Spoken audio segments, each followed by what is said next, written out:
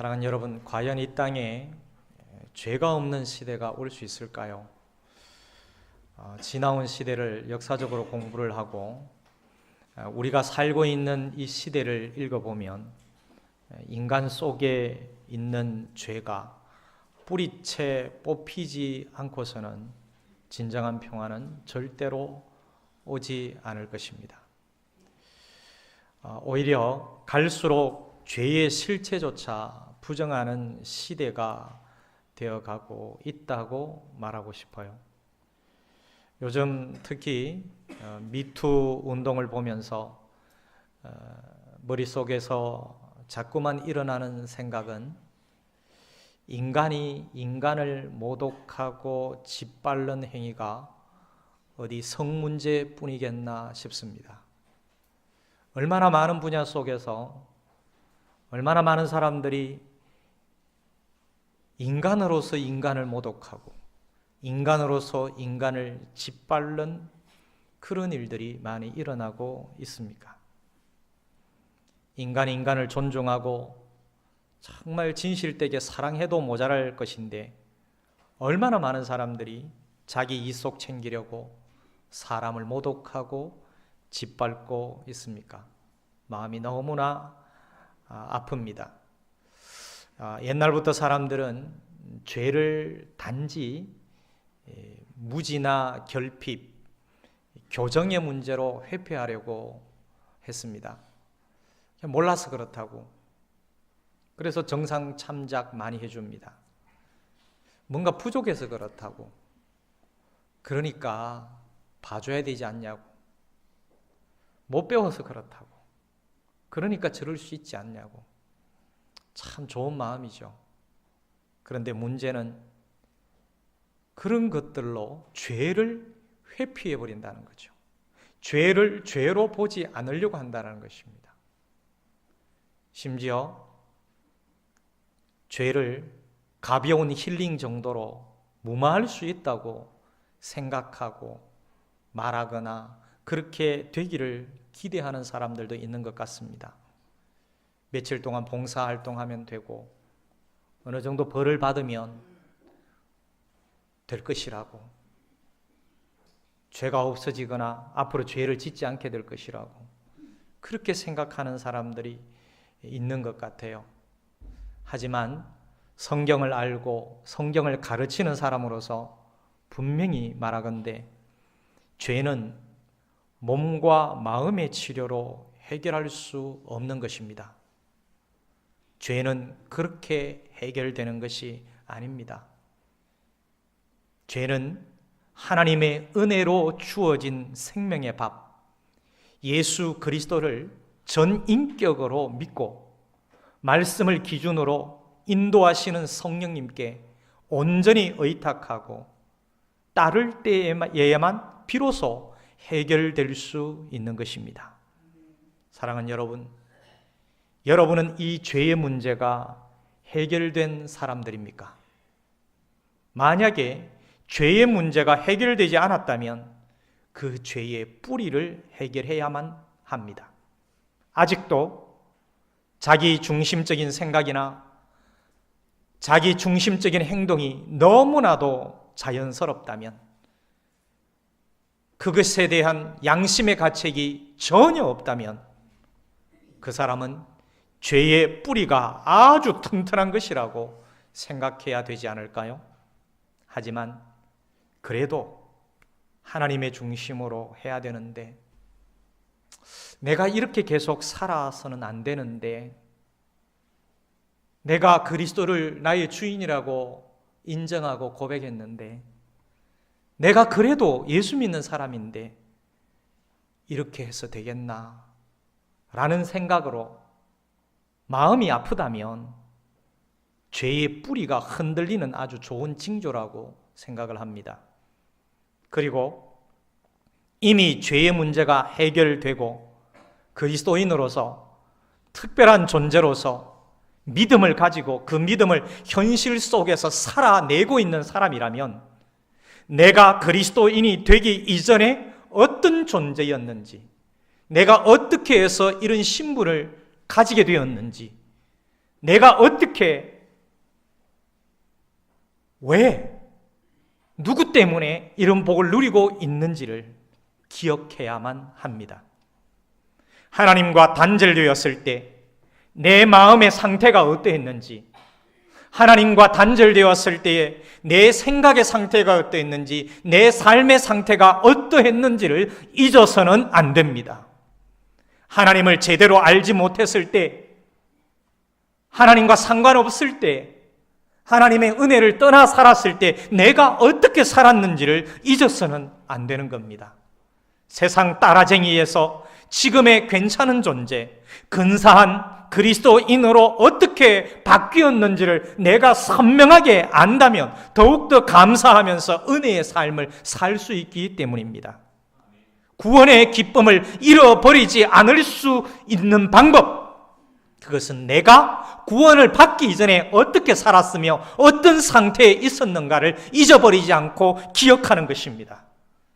우리 그리스도인은 하나님의 진노 아래에 있다는 것이 얼마나 끔찍한 일인지, 하나님 없이 산다는 것이, 예수 없이 산다는 것이, 예수 안 믿는 것이 얼마나 심각한 것인지를 절감하면서 살아야만 합니다.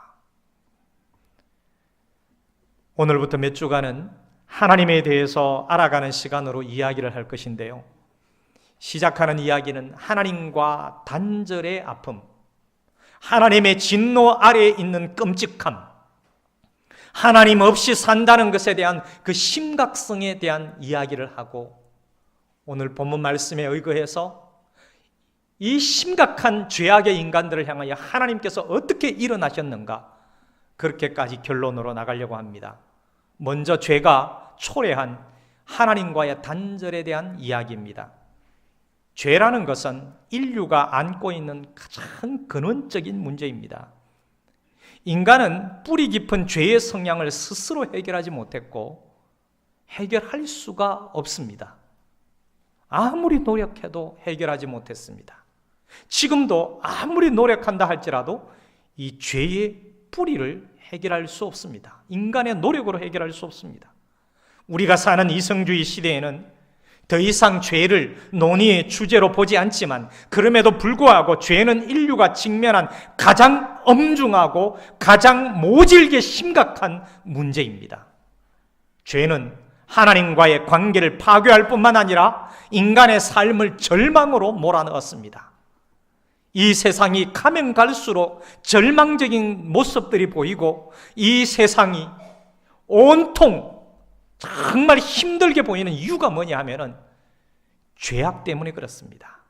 죄악으로 인하여 인간의 손이 피로 더러워졌다고 말씀에서 이야기합니다. 입은 어떻게 되었습니까? 거짓과 악독으로 썩었다고 말합니다. 생각은 자기의 욕망으로 심각하게 물들어 있다고 말합니다. 혀는 어떻다고요? 혀는 움직일 때마다 그 혀로부터 악독이 나온다 그럽니다. 악한 독이 나온다고 말씀하고 있습니다. 그러니 하나님과 교제가 막혀버렸고 기도 응답과 하나님의 은혜를 누리지 못하는 지경에 이르게 된 것이죠. 문제는 하나님의 힘이 부족하거나 하나님의 귀가 어두우신 것이 아니라고 성경은 말씀하지 않습니까? 하나님의 손이 짧아서 황폐와 파멸 위에 서 있는 인간을 구원하지 못하시는 게 아니라고 말씀합니다. 하나님의 귀가 어두워서 듣지 못하시는 것도 아니라고 말씀합니다. 오직 죄를 고집하는 인간의 악함이 하나님과의 단절을 초래했을 뿐이라고 말씀합니다. 아직도 죄를 고집하고 있는 인간의 그 악함 때문에 하나님께로 돌아가지 못하고, 그 악함 때문에 늘 단절된 상태로 결핍 속에서, 핍절함 속에서, 고난 속에서, 고통 속에서 살아가고 죽어가고 있는 것이 인간의 모습입니다. 문제는 이스라엘에 널리 퍼진 죄악이었던 것처럼 오늘날도 인간 사회에 널리 퍼진 죄악이 문제입니다. 사람이 사람을 상하게 하고, 거짓말로 자신의 유익을 구하며 악한 말로 사람들에게 깊은 상처를 주고 있는 것이 죄악 속에 살아가는 인간들의 모습입니다. 죄 아래에 있는 인간에게는 희망이 있는 것 같으나 도무지 희망을 찾을 길이 없습니다. 죄 아래, 죄 중에 있는 인간에게 희망이 있다는 말은 거짓말인 것 같아요. 희망은 오직 예수 그리스도에게만, 하나님의 은혜와 사랑에만 있음을 믿습니다. 죄악으로 하나님과의 단절은 이웃과의 단절로 이어질 수밖에 없습니다. 그러나 하나님에 대한 사랑은 이웃에 대한 사랑으로 이어진다는 사실을 기억하십시오. 우리가 그렇게 하나님과 단절되어 있던 사람이었어요. 우리가 그런 죄악의 인간이었습니다. 아직도 그 이전의 모습이 우리에게 남아있지 않습니까? 그런데 하나님과의 단절로 인한 절망과 그 호소의 소리를 쏟아내는 사람이 있습니다. 절망적인 상황을 바라보면서 핍절하고 고통 속에 죄악으로 죽어가는 그 인간 세상을 바라보면서 호소하고 있는 사람이 있습니다. 누굽니까? 바로 죄의 심각성을 자각한 사람들이에요. 이들은 고통 속에서 절망을 토로합니다. 공평과 정의가 멀어져 버린 현실을 안타까워하고 빛을 상실해버린 그 어두운 상황을 개탄합니다. 사람들은 앞을 덧없는 맹인처럼 헤매고 있고 등불을 구해도 얻을 수 없는 지경입니다. 모두가 곰처럼 울부짖고 있고 비둘기처럼 슬피 오는 상황을 보면서 선지자는, 죄의 심각성을 자각한 선지자는 속이 상하고 속이 타들어갑니다. 자, 그러면 여기에서 길을 찾아야 되는데 길이 무엇일까요? 절망에서 찾아야 할 길, 캄캄한 어둠 속에서 빛으로 갈 수 있는 길, 그 길이 무엇일까요? 길은 오직 하나입니다. 모두가 한 마음으로 하나님께 나아가 죄를 고백하는 것입니다. 자신들의 불의와 죄악을 그대로 인정하고 회개하는 것이죠.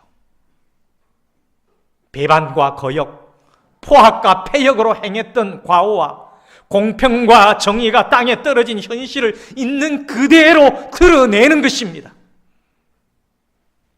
이것이 바로 길을 찾는 길이죠. 죄를 고백하고 죄에서 돌이키는 것이 유일한 희망의 길입니다. 자신의 죄를 인정하고 고백하는 것은 매우 고통스러운 일입니다. 하지만 바로 거기에서부터 새로운 시작의 실마리가 풀리는 것이죠. 여러분, 하나님과 관계를 더 친근하게 하고 싶습니까? 하나님과 관계가 더 돈독해지기를 원하십니까? 하나님과 관계가 더 깊어지기를 원하십니까? 그러면 유일한 희망의 길, 하나님께로 돌아가는 것입니다.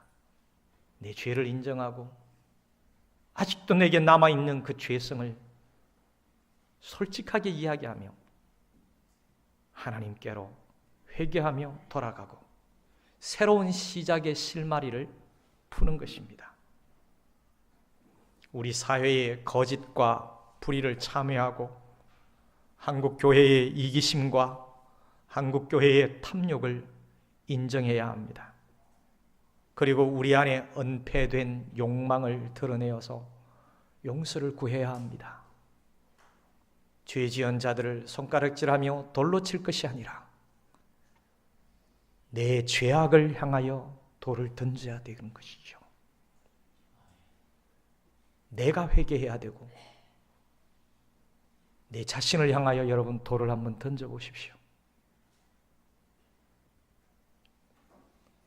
과연 그리스도인 중에 몇 퍼센트가 한국교회의 이기심을 바라보며 한국교회의 탐욕을 바라보면서 저것이 내 이기심이고 저것이 내 탐욕이고 저것이 바로 내 안에 은폐된 욕망이라고 생각하고 하나님 앞에 용서를 구하며 나아가겠습니까? 사랑하는 여러분, 우리가 그 길이 되도록 합시다. 길을 만들어내고 길을 안내하는 것은 결코 쉽지 않습니다. 수많은 장애물이 있을 것이고 엄청난 시간이 걸릴지도 모르겠습니다. 아무도 도와주지 않을 수 있습니다. 정말 힘듭니다.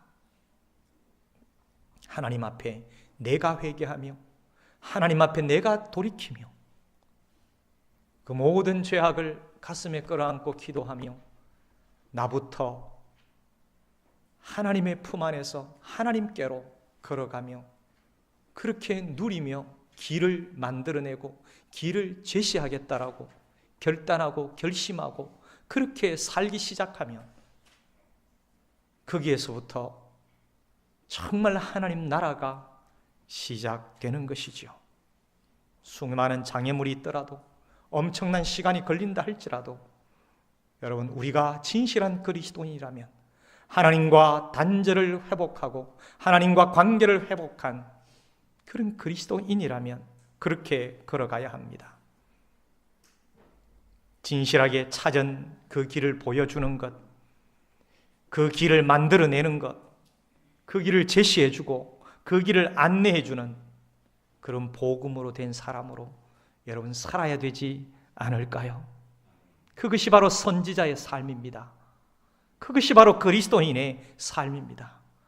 저는 우리 명일의 하늘 가족들이 그런 복음으로 된 사람들이 되기를 주님의 이름으로 축복합니다. 여러분, 이런 삶이 과연 가능할까요? 가능합니다. 어떻게 가능할까요?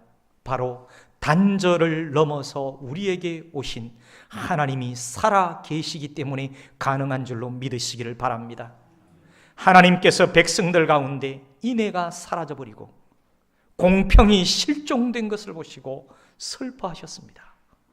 압박받는 이를 돕고 평화를 중재하는 의인이 하나도 없음을 보시고 놀라셨습니다. 마치 압박받는 그 상황을 통해서 이속을 챙기려는 인간들만 하나님의 눈에 보였던 것 같아요. 왜요? 그런 인간들밖에 없었으니. 평화를 중재하는 의인은 없고 싸움을 붙여서 거기에서 어떻게든 내 거 하나 챙겨보려고 하는 그런 사람들 뿐이고, 의인이 없다는 것을 보시고 하나님이 놀라셨습니다. 이 상황을 숙고하신 하나님께서 결심하셨죠. 팔을 뻗어서 억압받는 이들을 구원하시고 하나님 스스로 공의를 세우려고 일어나셨습니다. 공의를 갑옷으로 입으시고 구원을 투구로 쓰시고 응징은 속옷으로 삼아 입으셨습니다. 하나님이 친히 전사가 되셔서 공평과 죄를 심판하시고 인류를 갈갈이 찢어 놓았던 분열의 담을 허무시고 적대와 정오로 단절을 십자가로 소멸하시고 뿌리 깊은 죄를 불사르기 위해서 구원으로 이 땅에 임하셨습니다. 죄를 회개한 야곱의 자손들에게 구원을 주시기 위해서 시온의 속량자로 오신 것입니다. 사랑하는 여러분, 하나님께서 이렇게 철저히 열심히 싸우셨고 지금도 싸우시는데 우리는, 하나님의 백성된 우리는, 그리스도인 된 우리는 어떤 준비와 어떤 모습으로 죄와 싸우고 있습니까? 하나님은 우리에게 예수의 영을 부어주시고 하나님의 말씀을 입에 담아 주셔서 다시는 하나님을 떠나지 않도록 지켜주시겠다고 약속하셨는데 정작 우리는 어떻게 살고 있습니까? 하나님은 길을 보여주셨고 그 길을 걸어가도록 안내해 주셨는데 우리는 그 길에서 어떻게 살고 있습니까? 내가 살아가고 있는 그 길을 제시하지도 않고 내가 걸어가고 있는 그 길을 자랑하지도 않고 안내하지도 않고 그렇게 살고 있지는 않습니까? 여전히 하나님과 단절된 듯한 삶을 살고 있지는 않습니까? 하나님과 전혀 상관없는 것처럼 살고 있지는 않습니까? 죄와 싸우고자 하는 의지가 전혀 없지는 않습니까? 죄를 해결할 수 있는 길은 교육이나 교정에 있는 것이 아니라고 생각합니다. 흔히 말하는 힐링에 있는 것도 아닙니다. 법과 처벌을 강화한다고 죄가 다스려지는 것이 아닙니다. 여러분, 폭군이 등장해서 죄 짓는 사람들을 싹싹 다 죽여 없앤다 하더라도 이 땅에 죄가 없어질까요? 여전히 은폐되어 죄가 성행할 것입니다. 문제는 그렇게 해결되는 것이 아니라는 것이죠. 인간이 근원적으로 거듭나는 것은 진실한 회개와 하나님의 약속, 성령의 능력뿐인 줄로 믿습니다. 이 복음의 능력과 성령의 역사를 신뢰하시기를 바랍니다.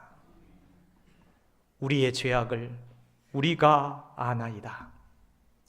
내가 이전에 어떤 존재였는지를 내가 알고 있습니다. 고아였던 나를 하나님의 아들로 불러주신 것 알고 있습니다.